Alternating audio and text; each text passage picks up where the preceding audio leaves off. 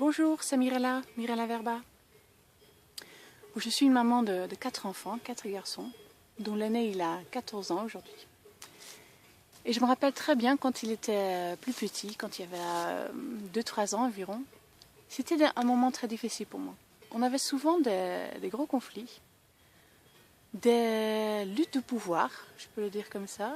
C'est comme si moi j'en étais convaincue que c'était mon rôle de mère. C'était mon travail d'apprendre à l'enfant de m'écouter, de suivre, de respecter mon autorité. Et ça créait vraiment beaucoup de souffrance. Moi, j'étais pas bien parce que j'étais souvent en colère, frustrée. Et après, je me sentais coupable.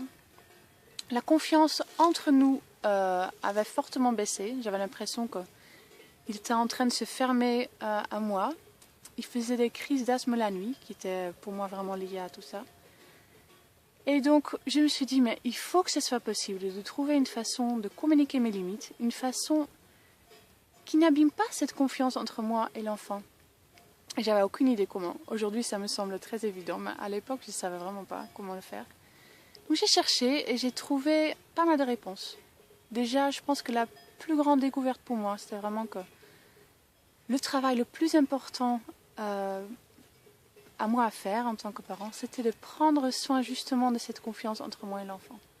De faire une sorte que l'enfant peut s'appuyer sur moi, qu'il sait que je suis à son côté, que je ne suis pas son juge, mais son avocat, que je suis là pour le soutenir, pour l'aider, pour le guider, et que ça a une influence énorme sur son développement harmonieux ou pas.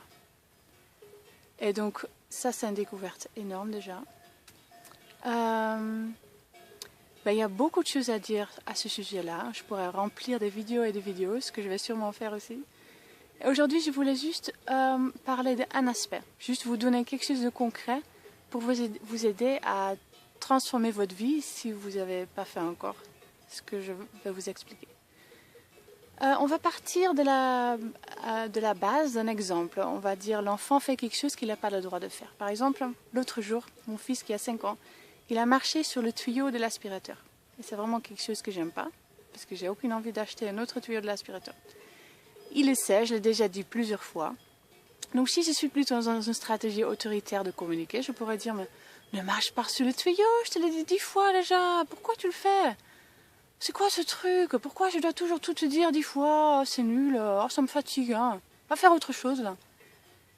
Et donc, je communique beaucoup de frustration, je communique le message qui m'énerve, il peut même entendre qu'il n'aime pas qu'il soit là, que je l'aime pas. Donc la confiance entre nous s'abîme, la confiance en lui s'abîme. Et moi je me fatigue parce que je me mets en colère, ça me frustre et après j'ai la culpabilité. Donc comment faire autrement? J'ai découvert que dans la communication consciente, souvent, il y a juste des stratégies qui sont données. Et moi j'ai découvert qu'il y a une étape avant qui est vraiment essentielle. En fait, c'est de changer mon état à l'intérieur. Ça veut dire de me mettre en connexion avec mon enfant tout d'abord. Parce que c'est pas juste une question d'appliquer une stratégie, c'est vraiment de changer ma façon de voir, interpréter et ma façon de me connecter avec mon enfant. Donc tout d'abord, c'est très important que je me connecte avec mon enfant. Parce que tant que je me dis, mais il m'embête, il cherche mes limites, il fait toujours ça, il fait des bêtises, ça sert à rien de juste changer de stratégie parce qu'à l'intérieur, je me sens toujours fermée à lui. Donc tout d'abord, je me mets en connexion avec lui, je rentre dans son monde et je comprends en fait que c'est tellement naturel pour lui de suivre ses élans, que c'est beaucoup plus fort que les règles qui sont peut-être quelque part cachées dans sa tête, mais c'est difficile pour lui de se souvenir et de se maîtriser. Donc une fois que je comprends ça, je peux trouver une façon créative à l'aider, à l'amener là où il peut aller.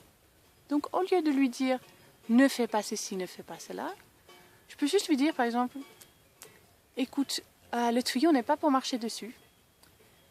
Si tu veux faire un jeu comme ça, on peut faire un petit peu d'acrobatie. Viens marcher sur mes genoux, on fait un petit tour d'acrobatie.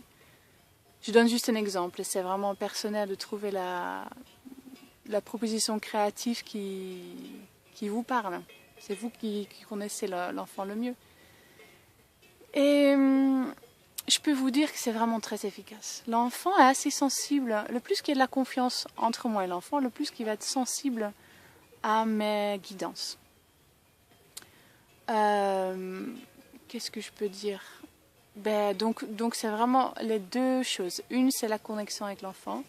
Et deux, c'est de communiquer cette compréhension et communiquer comme un guide pour lui.